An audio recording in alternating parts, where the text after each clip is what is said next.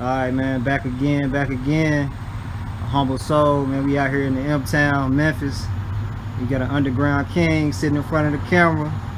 Yeah. You know, somebody who got his start during the golden era of the Memphis rap scene, and been on gold and platinum selling albums, and is not only just a dope lyricist, but a dope producer, a CEO, and just all around dope person, man. We got the one and only MC Mack checking in with us. What's going on, bro? Man, chilling like a villain, man. Repping that kamikaze, man. M-Town, stand up, salute.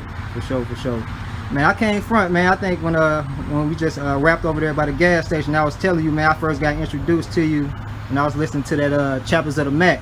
Yeah. You know, it had so many classics on there, man.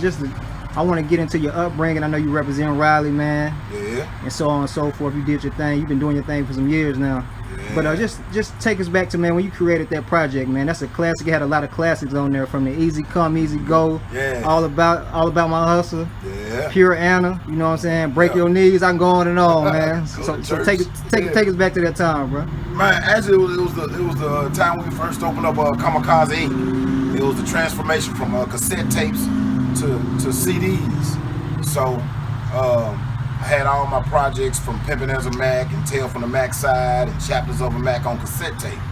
So I went to Selecto Hits and we did the distribution deal. And so I was like, man, I'm gonna take all my underground cassette tape recordings, convert them to CD and cassette tape, and have them pressed up professionally and sell them. You know what I'm saying? So basically, what I did was I took all my best cuts from Tales from the Mac Side, Chapters of the Mac, and Pimpin' as a Mac cassette tape, and I put them on Chapters of the Mac. There was so many, but I had to make two. I made Chapters of the Mac for Life CD, and then Tales from the Mac Side, Right. CD. So that was really back in 2001. So I took all my 90s recording and just really transferred over to CD. I think I did like one or two new songs on the album for the listeners, something brand new during that time. I think we did Motherfuckers Like Us, Right. and then we did The Things You Do. You know what I'm saying? Oh, We did yeah, on yeah, Chapters yeah. of the Mac song. Yeah. So talk about Easy Come, Easy Go. That's probably one of Biggest- my top 3 favorite MC Mack songs.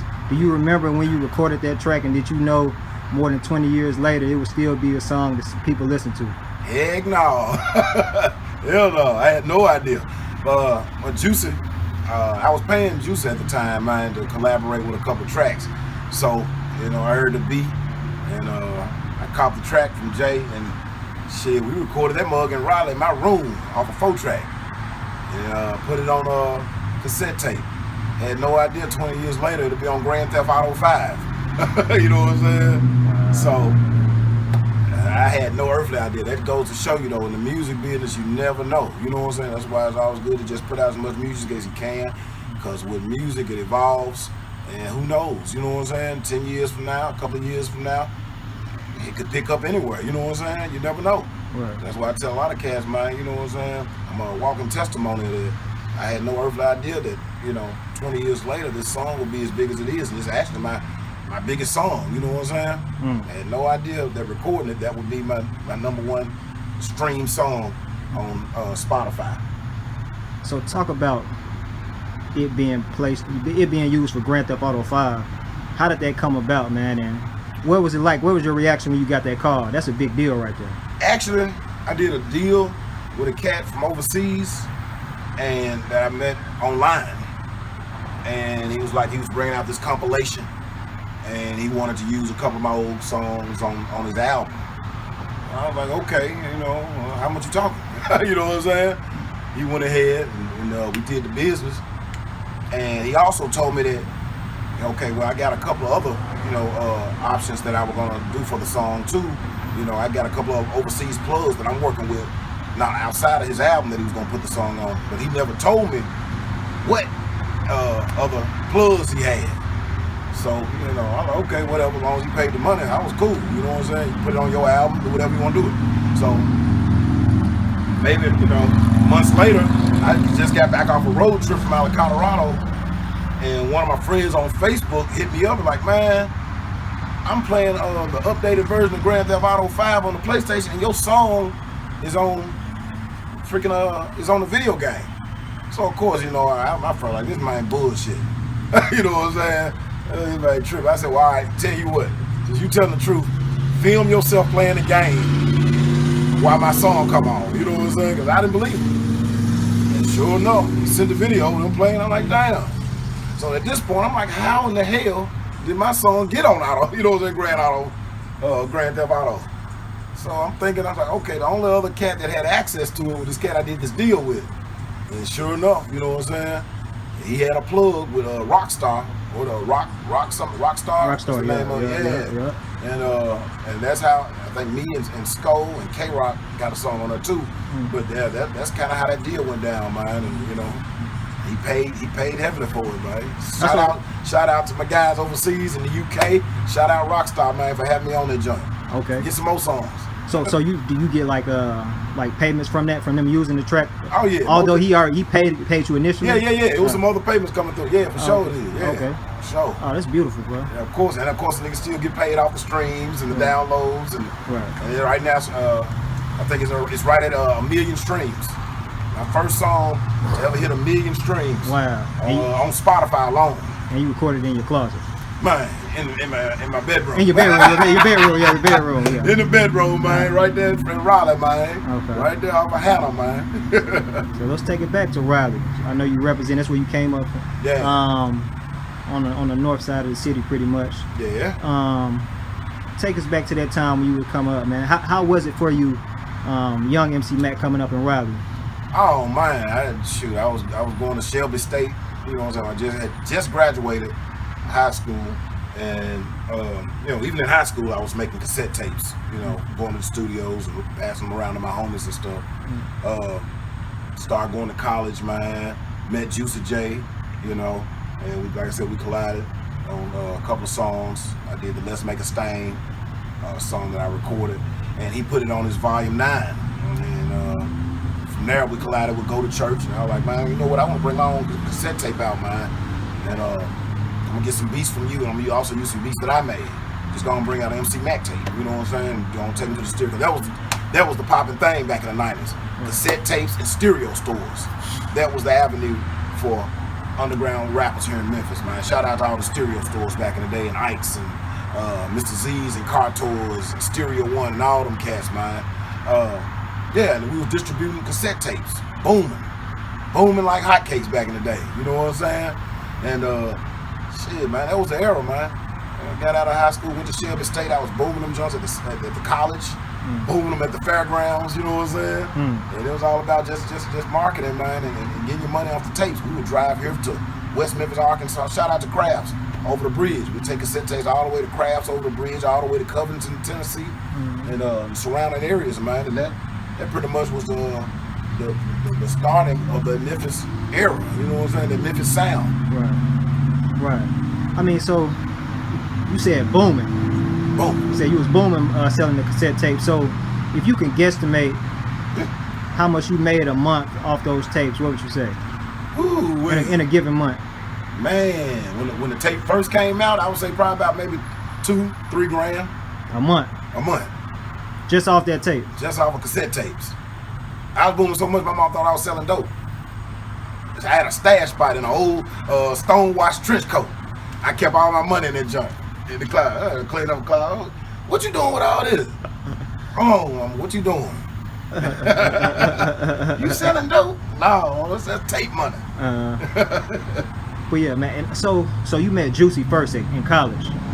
Yeah, man. Back in the day, we had a studio. Was it Juicy J's place, a Studio G? Back in the days, out on Beale Street.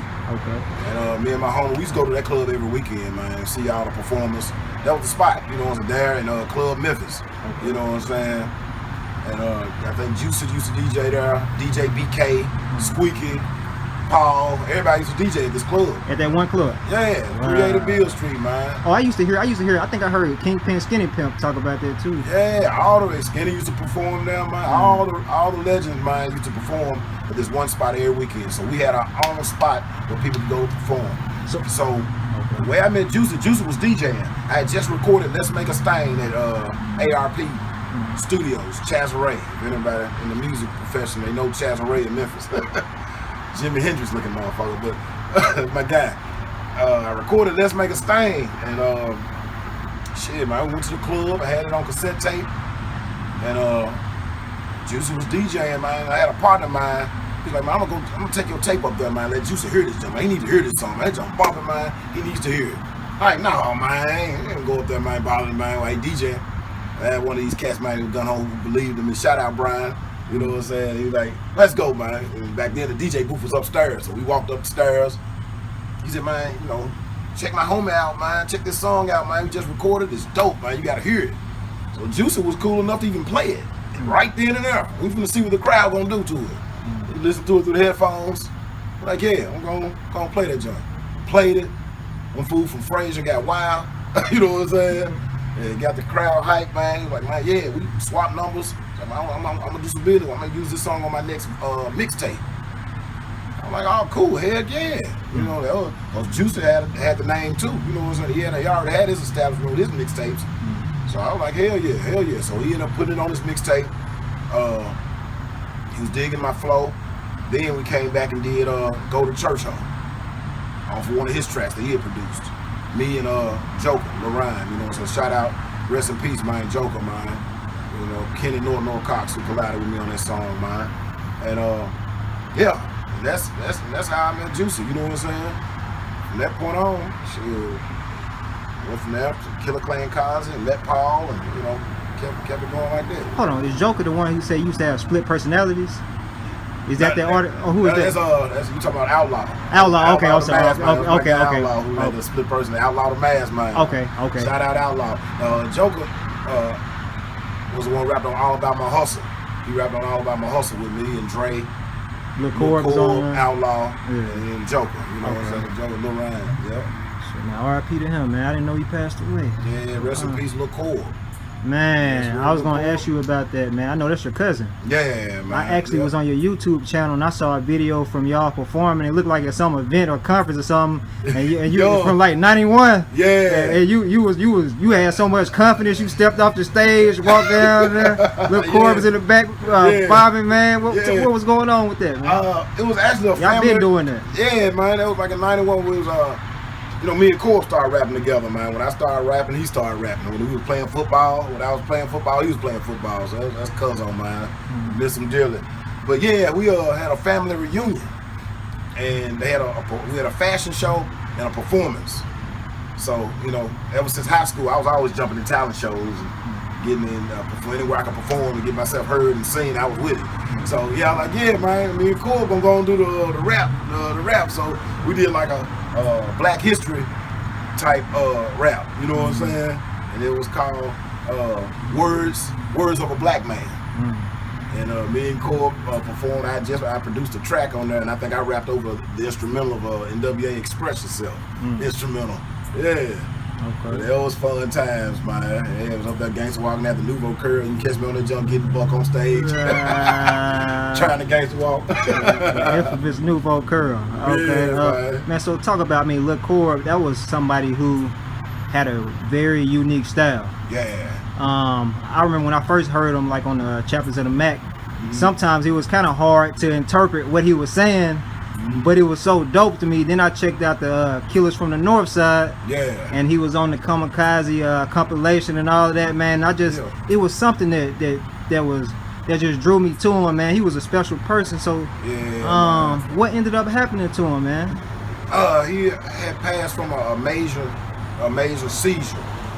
Major seizure, man. You know, he started having seizures later on in life. He just this particular time he had one at his apartment by himself and there was no one to call for help. You know what I'm saying? It was sad, man. And Job was calling, saying, hey, we haven't heard from him. Woo. And people started calling around, have you heard from him? I ain't talked to him two days or so. So yeah, and he ended up, being in his apartment. That's where he had passed it in his apartment, man. Massive seizure. When you got that phone call, how did that affect you? Oh man, awful, dog. Awful, man. Unbelievable, man. Still think about him every day. Yep.